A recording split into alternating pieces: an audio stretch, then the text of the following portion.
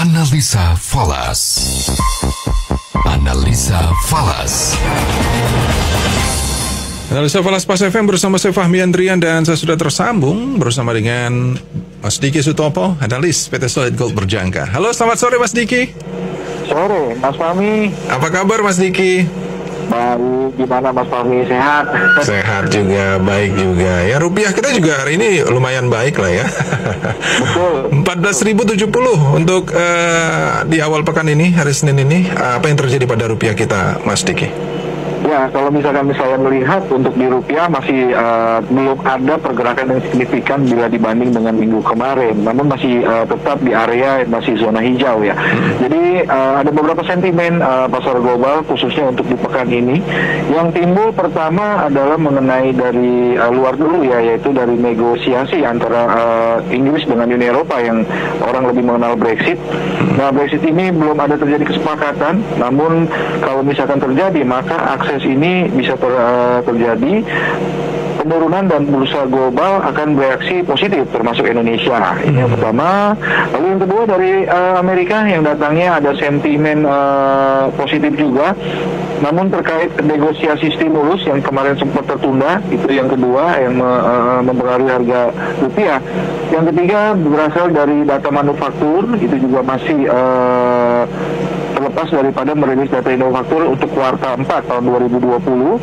Lalu juga di sini sentimen yang datang ini naga-naganya bakal ada kabar bagus nih dari manufaktur. Prediksi sudah ekspansi atau sudah ekspor jasa masih di bawah 50 namun terkoreksi di AS sendiri. Nah, jadi ini kalau misalkan saya lihat data manufaktur juga cukup bagus.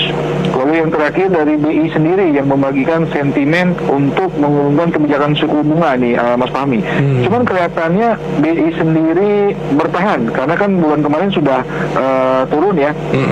Namun sepertinya di hari Kamis nanti BI tidak akan menurunkan kebijakan suku bunganya.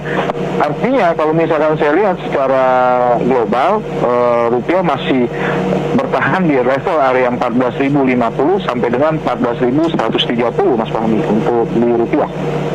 Baik. Mas Diki, kalau Anda melihat pergerakan dari mata uang euro maupun pound sterling ini kan cukup atraktif ya, apalagi mereka sudah naik cukup signifikan ini kalau kita lihat. Iya. Kalau Mas Diki melihat apakah Brexit ini terus mempengaruhi pergerakan kedua mata uang ini dan apa yang terjadi jika mungkin kesepakatan telah terjadi? Mas Diki melihat juga sepertinya kedua ini alot ini, Brexit ini sangat alot sekali ya. Iya. Anda melihatnya seperti apa Mas Diki?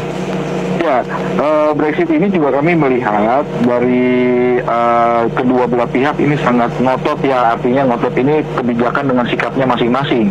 Jadi kalau misalkan ini memang Brexit ternyata batal lagi, kemungkinan untuk di pound sterling sendiri akan terjadinya aksi taking profit. Itu yang kami lihat. Namun sebaliknya, apabila ini berjalan dengan lancar ataupun Brexit terjadi, ada kesepakatan, nah pound sterling mungkin akan lebih melanjutkan untuk strong buy-nya ini untuk Brexit sendiri, Mas Fahmi. Baik, Mas Diki, kalau kita berbincang mengenai emas ini cukup menarik setelah turun, naik turun. Ini pergerakannya liar juga meskipun ya sudah dikatakan emas tidak mungkin bisa menembus ke 2.000, tapi ya siapa yang tahu gitu kan. Menurut Mas Diki sendiri seperti apa Mas Diki? Kalau saya, kemarin ada kesempatan terakhir di fundamental ya. Apabila kemarin stimulus terjadi ataupun Amerika sudah kesepakatan, itu yang memberikan pelemahan terhadap US dollar, sepertinya emas bakal bisa terbang ke minimal 1.900 lah, Mas Fahmi. Namun ternyata lagi-lagi berita yang kita tunggu-tunggu itu tidak lagi menjanjikan ataupun tertunda. Ini yang menyebabkan emas terjadi koreksi.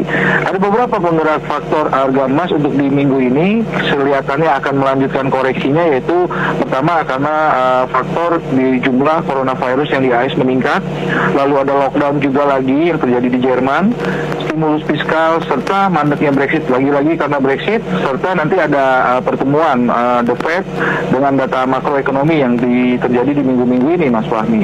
Sepertinya akan lanjut koreksi lagi ini untuk di emas kalau saya lihat, Mas Fahmi. Baik, kalau gitu Mas Diki. Silakan Mas Diki, ada yang mau ditambahkan? Ya.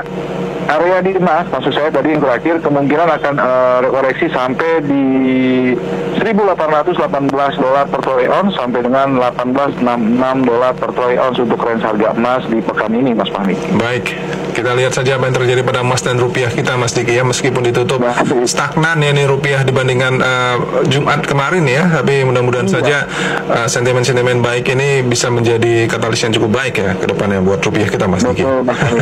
Betul sekali. Baik, terima kasih banyak atas waktunya Mas Diki. Selamat sore dan sukses selalu untuk Anda.